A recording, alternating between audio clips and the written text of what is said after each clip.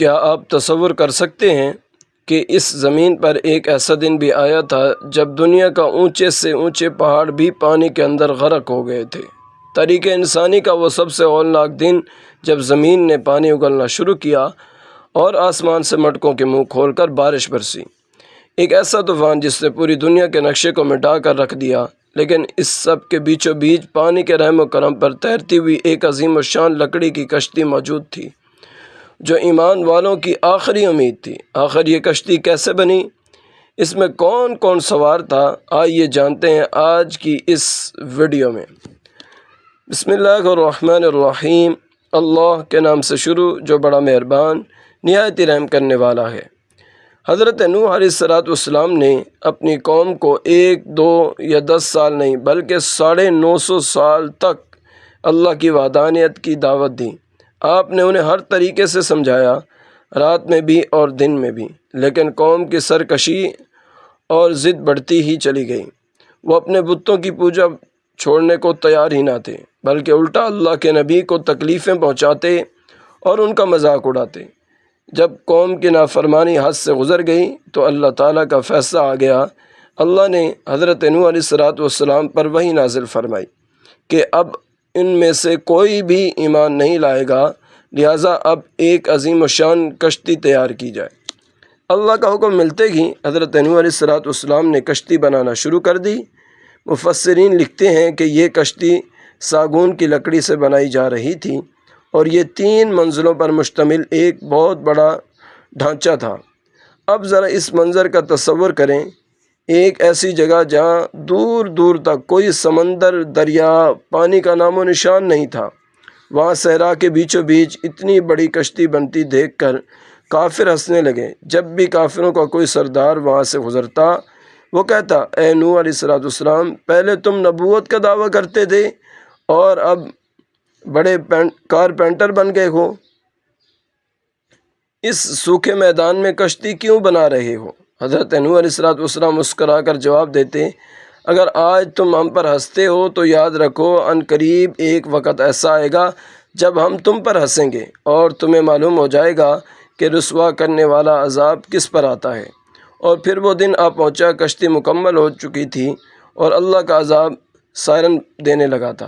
اللہ تعالیٰ نے حضرت نوح علیہ السلام کو حکم دیا کہ اب زمین پر موجود تمام زندہ مخلوقات، چرند پرند اور جانوروں میں سے ایک جوڑا یعنی ایک نر اور ایک مادہ اس کشتی میں سوار کر لیا جائے تاکہ طوفان کے بعد زمین پر ان کی نسل ختم نہ ہو۔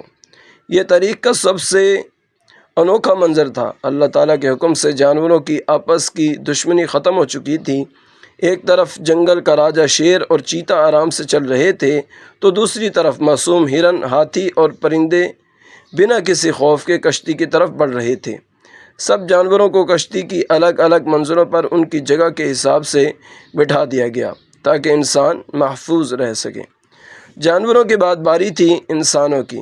کیا آپ جانتے ہیں کہ 950 سال کی محنت کے بعد اس پوری زمین پر کتنے انسان ایمان لائے تھے؟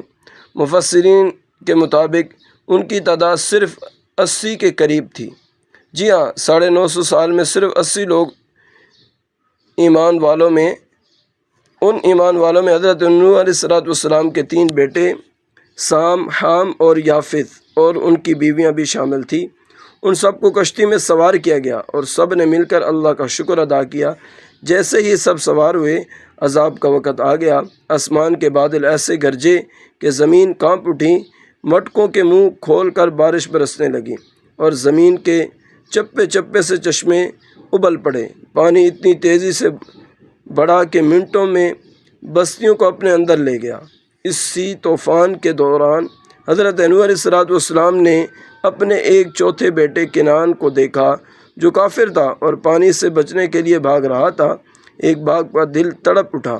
آپ نے پکارا، اے میرے پیارے بیٹے، ہمارے ساتھ کشتی میں سوار ہو جا، کافروں کے ساتھ مت رہے۔ لیکن مغرور بیٹے نے جواب دیا، میں کسی اونچے پہاڑ پر چڑھ کر جاؤں گا، وہ مجھے پانی سے بچا لے گا۔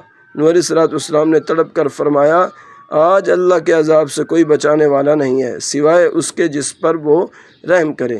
ابھی یہ بات چیت چل رہی تھی کہ ایک بہت بڑی لہر آئی اور وہ بیٹا نوح علیہ السلام کی آنکھوں کے سامنے ڈوب گیا۔